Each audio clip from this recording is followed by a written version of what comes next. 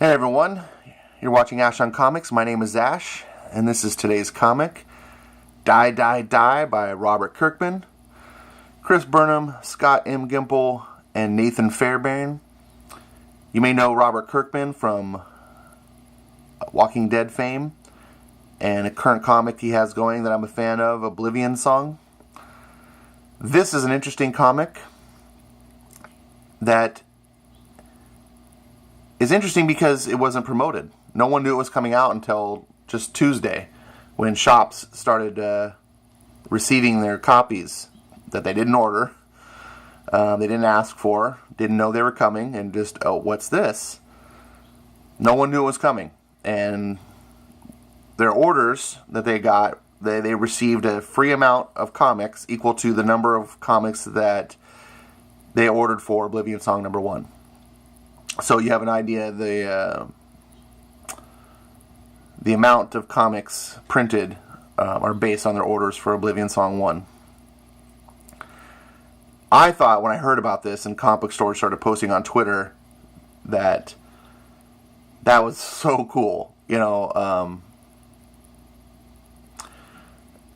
this book probably wouldn't have gathered interest for me otherwise. I look at this cover and it's blood-soaked violence, and I'm like, alright, yeah, whatever. Die, Die, Die is not really interesting name. I probably would have been interested in Kirkman's name, but I would have skipped it. But this promotion, finding out about this, piqued my interest. My eyebrows went up, and I was like, wait, what's this? What are they doing? Okay, now you have my attention. On this particular cover, you can see it says making the world safe for 24-hour dry cleaners.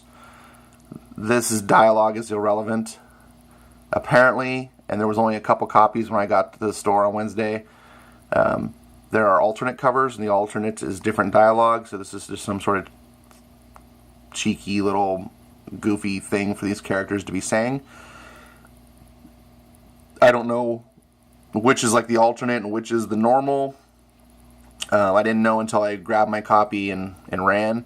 I just wanted to make sure. I got there like right a few minutes after store opened, and I saw this on the shelf. And like I said, there was 3 of them, so I was like, gotta grab it. This is going to be gone. I still wasn't sure if I was even buying it at that second, but I held on to it and then didn't really have to think much. I decided to take it. What is a good descriptor of this book is right here. A blood-soaked, bullet-riddled, ultraviolet mayhem from Skybound. Skybound being Robert's Image imprint. This is a hard book for me to review because I want to keep Robert's idea for this book intact. He has a afterword at the end of the book that's a big wall of text, essentially. If you read Oblivion Song 1, he does a similar thing in the back of that book to explain the whole book's existence. He does the same thing here. What is Die, Die, Die? Why did it come into being? Why are they making it? And for a short little summary is that he talks about remembering fondly back in the days in comics, before the days of the internet and so forth, how you just went to the comic book store and looked at the new wall and just saw what was out there. You had no idea what was coming out. I mean, you probably knew, okay, my Amazing Spider-Man's coming out, my X-Men, Batman, whatever it is, the base, the big books. But if something new was coming out, you didn't know. Just like, oh, something would appear on the shelf. What is this? I don't know.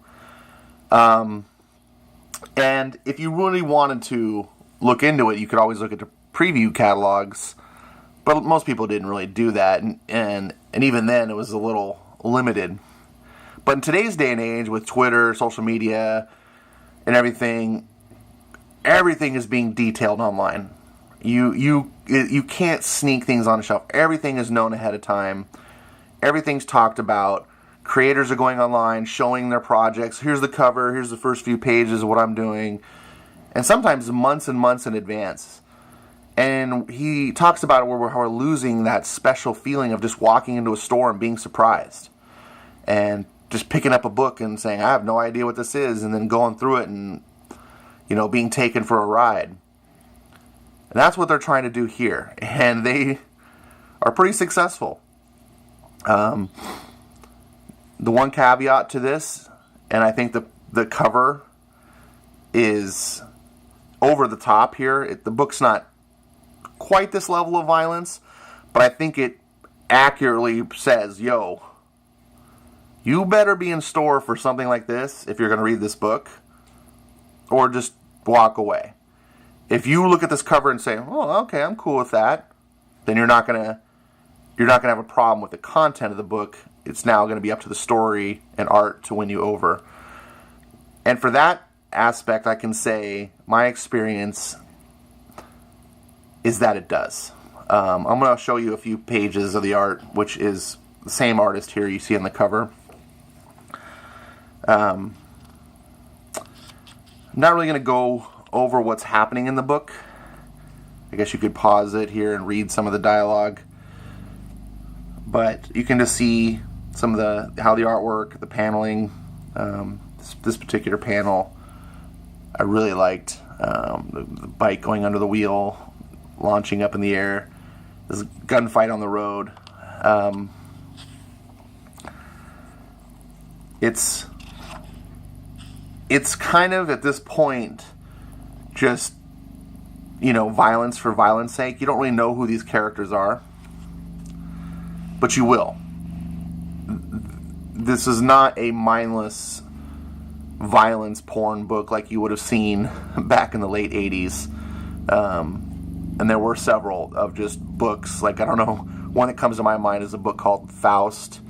There were a lot of indie books back then where they were just like, hey, we don't have to subscribe to the Comics Code Authority, so let's just go over the top, and Marvel and DC can't do this sort of stuff. And it was just violence for violence sake. This isn't really. I mean, it is violent, but I think they have something to say. It's the premise is a underworld sort of government black ops sort of assassin group. Imagine, if you will, like senators or high-level people in Congress and the government having access to a secret team of assassins, but not everyone's on the same page per se, and shit goes out of control. It's not really on the books 100% legal. So yeah, this book has some interesting things to say about that, I thought. And I'm going to go back and compare it to Oblivion Song if you're reading that. And if you're not, you should unplug that book.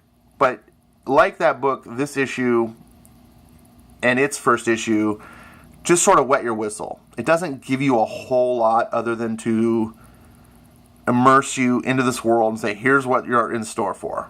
It's almost like watching, a trailer, a good trailer to a movie, and you go, oh, okay, cool, give me some more. So you're not going to get a whole lot out of the first issue as far as like singular content. It's not going to be like, oh, the end, that was a good story. This is more of come back for issue 2 for more of the story. We're going to start unraveling the details. And they did a good job. I don't want to show you, like I said, I don't want to show you more because I want you to experience this book and not just see me flip through the pages and get an overview and go, okay, I got enough to experience the story and then move on.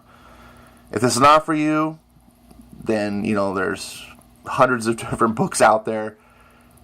This gives a thumbs up from me. I am definitely picking up issue number 2. I am even more excited for issue number 2 than I was after Oblivion Song, and that is saying something.